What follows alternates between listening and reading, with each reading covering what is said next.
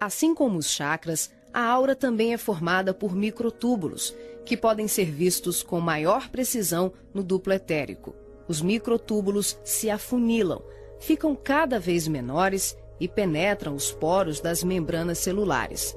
Como os citoplasmas das células é constituído em grande parte por água, que é uma das substâncias mais suscetíveis à magnetização, podemos concluir que o nosso bem-estar ou os nossos males físicos são frutos da nossa forma de ser e pensar.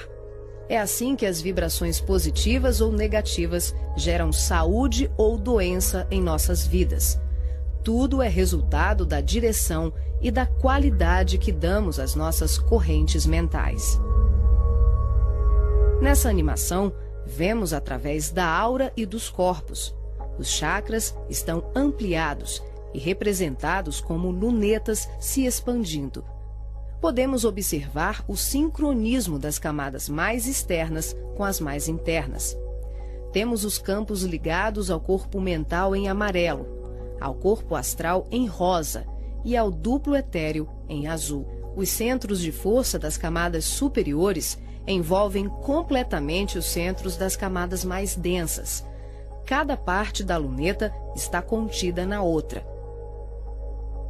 Os microtúbulos maiores são preenchidos pelos menores.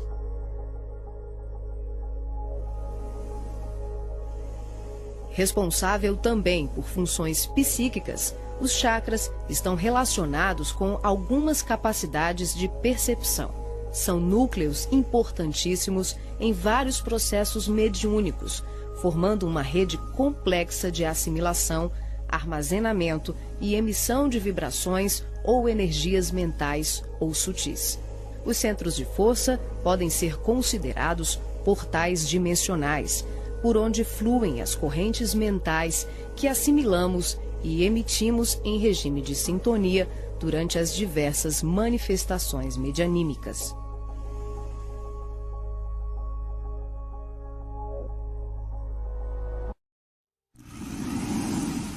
Vemos agora os chakras relacionados aos seus respectivos órgãos. Começamos pelos superiores, representados pelo coronário, frontal e ágina, anterior e posterior. Podemos observar o giro em movimentos de alternância, num ciclo permanente de emissão e absorção de energia. Vemos também a sincronia entre os anteriores e os posteriores. O coronário é o centro da sabedoria. Tem responsabilidade direta sobre as funções psicológicas, cerebrais e espirituais. Alimenta as células do pensamento e é o provedor de todos os recursos eletromagnéticos indispensáveis à estabilidade orgânica. É o centro de mais alta frequência. Na animação, o chakra ágna, responsável pelas percepções visuais, vidência e clarevidência, aparece na sua parte posterior da mesma maneira que o frontal. Na verdade, eles se juntam, formando um só chakra, localizado na parte posterior da nossa cabeça.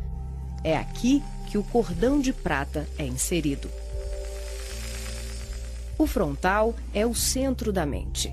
Responde pelas funções da visão, da audição, do olfato e ainda administra o sistema nervoso central.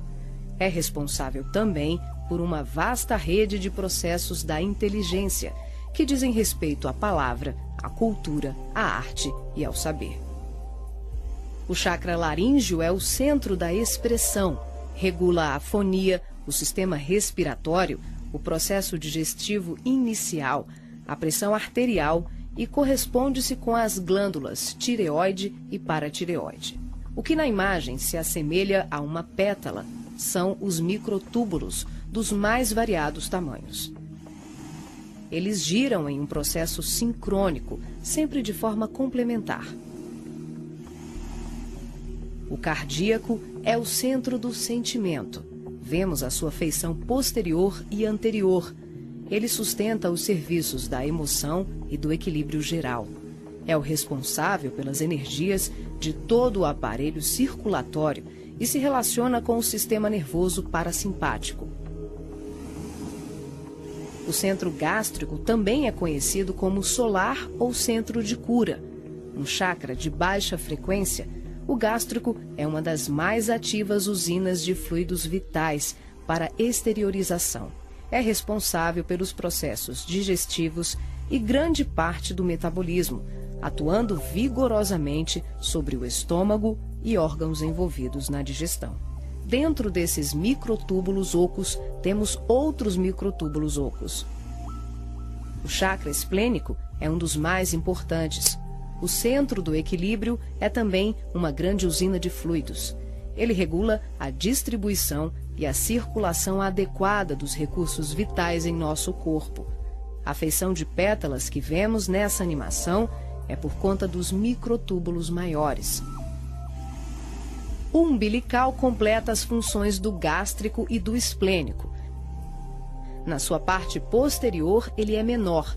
Nós ampliamos para demonstrar de forma clara como esses chakras se interagem. O genésico, conhecido também como chakra sexual, é o centro das formas e elevação.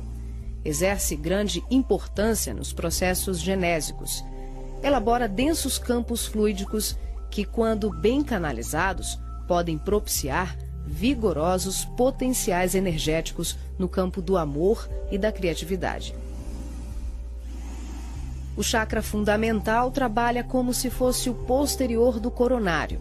Ele está na base inferior da coluna vertebral, na região do períneo, entre o ânus e os órgãos genitais. Forma, junto com o genésico e o básico, uma tríade, tão importante como o coronário, o frontal e o ágina. Integrado ao genésico, esse centro trabalha principalmente na captação de energias vindas da Terra, oriundas dos raios gama, da água e dos metais.